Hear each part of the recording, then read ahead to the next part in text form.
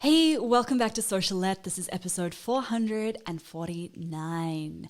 What I do when I don't hit my launch goal. Now, a launch strategist not hitting her launch goal, right? That sounds a little bit strange.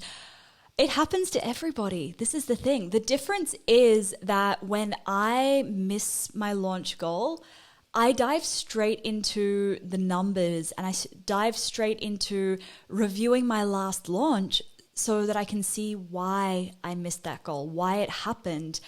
Unfortunately, what I see far too often is people fall into the woe is me, my launch failed mindset when a launch doesn't go to plan. And I've done that in the past as well. And it's the most unhelpful thing because there's nothing you can learn from burying your head in the sand and not looking back at your past launch.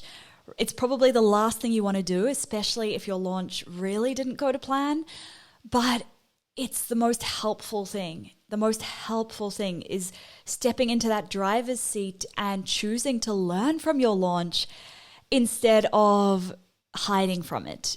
Trusting that you have the power to improve your next launch using what you've learned, that's magic, right? Now, even though my launch was still objectively a very successful launch, I can't say that it failed because it converted really well and it's still my best launch to date. It just didn't quite hit the goal, the very stretchy goal that I had set for myself. And when I look at the goal and when I look at my launch, I look at, okay, so what happened? Was the launch converting or not? Because if it wasn't converting how I would want it to convert, then that's a sign that my launch itself needs some work. The next thing I would look at is, did I simply just not have enough people in the launch? Did I not get the launch content? Did I not get my webinar in front of the right people, enough of the right people? And in this case, that is what happened.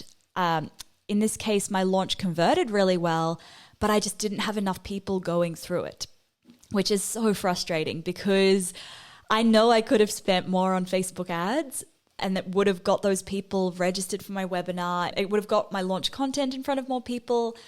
But hindsight is a beautiful thing. And I can dwell on the could haves and the should haves, or I can actually think about, okay, what do I need to do now to ensure that I have the numbers when I open doors to Launch Magic again in May 2022? And that's a beautiful place to be because now I can get really intentional. And I know one of my big focuses coming into 2022 needs to be on growing my audience even more than I already have been. In order to get to that next level, I need to speed up my audience growth a little bit faster. So there you go. That's what I do when I haven't reached a launch goal. I hope that if you are in a similar situation, I hope that you can take that time to reflect on your launch objectively. It's really hard to remove your emotions from the equation when you feel disappointed and upset about how your launch went. But if you can reflect on that launch objectively and look at how you can learn from it, what lessons you can take from that launch so you can improve that next launch, it's a great place to be. All right, that's it for today's episode. If you have any friends who you think would benefit from this episode, any friends who've maybe launched and not hit their goal, please do tell them about it. It's how I get to help more people and make a bigger difference with the content that I'm sharing. Make sure you do hit subscribe or follow if you haven't already, so you don't miss any new episodes released every Monday, Wednesday, and Friday. And if you haven't already left me a review in iTunes, please, I really would appreciate it if you could. Thank you so much for listening. Catch you next time.